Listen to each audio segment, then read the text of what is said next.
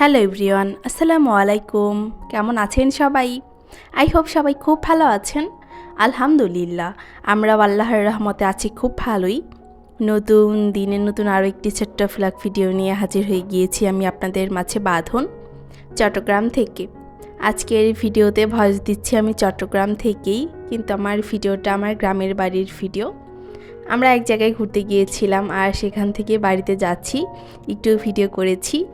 আমাদের গ্রামে বিশাল বড় একটা ব্রিজ ছিল, ব্রিজটা ভেঙে ফেলা হয়েছে। ব্রিজটা ভেঙে ফেলার কারণে যাতায়াতে সবারই খুবই সমস্যা হচ্ছে। এই ছোট্ট একটা সাঁকো দিয়েই সবার যাতায়াত করতে হচ্ছে। 1 বছরের বেশি হয়েছে ব্রিজটা ভাঙা হয়েছে, এখন পর্যন্ত ঠিকঠাক হয়নি। ঠিকঠাক হতে আরও অনেক টাইম লাগবে। এরকম সমস্যা আর কয়েক বছর সবার পোহাতে হবে, আল্লাহ ভালো জানে। যাই হোক, এদিকে বাড়িতেও চলে এসেছি। আজকে আম্মা চালের রুটি বানাচ্ছে আর মোরগের মাংস রান্না করছে। আমাদের সবারই ঠান্ডার সমস্যা থাকার কারণে হাঁসের মাংস এবার কারোরই খাওয়ার সাহস হচ্ছে না। সবাই ভয় পাচ্ছে হাঁসের মাংস খেতে গিয়ে, কিন্তু হাঁসের মাংস কিন্তু বরাবরই মজা। আদিতার বাবারও অনেক পছন্দ, কিন্তু এবার বাড়িতে এসে তারও অ্যালার্জি দেখা দিয়েছে, তাই সেও খাবে না। এই কারণে হাঁসের মাংস এবার বাড়িতে আনা হয়নি।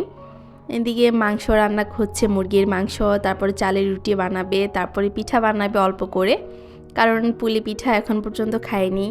এদিক সেদিক ঘুরতে ঘুরতে পুলি পিঠা খাওয়া হয়নি, তাই আম্মা একটু করে পুলি পিঠা বানিয়ে দিবে। আমার আব্বা নাই, আমার ছোট বোন বাড়িতে, আমি আর আদিতার বাবা, আদিতা আর আম্মা, এই কয়েকজনই মাত্র বাড়িতে। আর বাড়িতে একটা মানুষও নেই, তাই অল্প করেই বানাবে সব কিছু। আর একা হাতে যেহেতু বানাতে হয়, সব কিছুই অনেক কষ্ট করতে। একদিকে চাকরি করতে হয়, আরেকদিকে রান্না বান্না করতে হয়, সব কিছু মিলিয়ে অনেক সমস্যা, মানে অনেক কষ্ট হয়। তবুও আম্মা একজনকে ডাক দিয়েছিল একটু কাজে হেল্প করার জন্য। সেও এসেছিল, সে এদিকে রুটিগুলা বানিয়ে দিচ্ছে আর আম্মা চুলায় ভেজে নিচ্ছে। আসলে একা হাতে সব কাজ করতে গেলে কিন্তু অনেক কষ্ট হয়। আমিও হেল্প করি বাড়িতে আসলে, আমার ছোট বোন তো আছেই। তবুও দেখা যায় কি যে কাজ করতে করতে অনেক কষ্ট হয়। আর আমার যেহেতু ছোট বাচ্চা, আমি একটা কাজ করতে গেলে আমার মেয়ে একদিকে সেদিকে চলে যায়।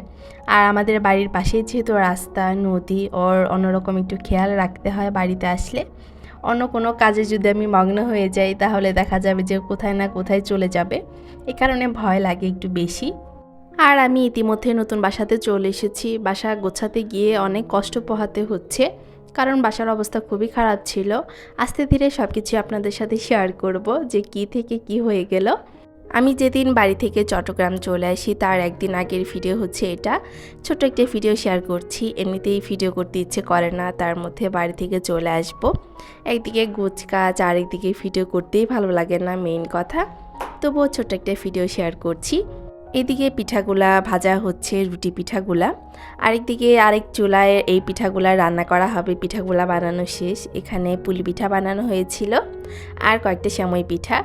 আসলে একজনের দ্বারা কাজ করলে যেমনটা হয় আর কি, নিজের কাজ নিজে না করলে এমনটাই হয়। সে তার মতো করে বানিয়েছে, কোনো সমস্যা নেই, খাওয়া গেলেই হলো। আসলে চাকরি করলে বেশি সমস্যা হয়, যে যার ফ্যামিলিতে মেয়ে মানুষ চাকরি করে তাদের ফ্যামিলিতে এরকমটাই হয়। আসলে লোকের উপর অনেক কিছু নির্ভর করতে হয়।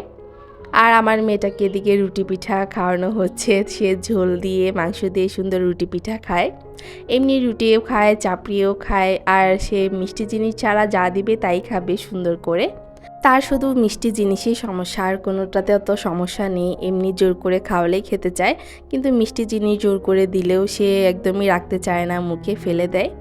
যাই হোক, রোদে বসে মেয়েটাকে খাওয়াচ্ছি। আমরা এখনও খাইনি, আমরা একসাথে সবাই মিলে খেতে বসবো।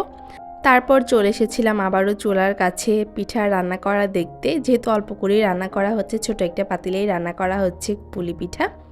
আর খেজুর গুড় দিয়ে রান্না করার কারণে এত সুন্দর গ্রান বের হচ্ছিল, মনে হচ্ছিল এখনই খেয়ে ফেলি। আর মিষ্টি জাতীয় খাবার আমার ভালোই লাগে, পছন্দ। এই কারণে আমার এরকমটা খারাপ লাগে না, আমার শুধু খেতেই ইচ্ছে করে। কিন্তু আদিতার বাবা, আদিতা খায় না দেখে বাসায় এইভাবে বানানো হয় না। যাই হোক, পিঠাগুলো এখন পাতিলে পাতিলে, বাটিতে বাটিতে রাখা হবে পাতিল থেকে নামিয়ে, যাতে পরে অনায়াসে খাওয়া যায়।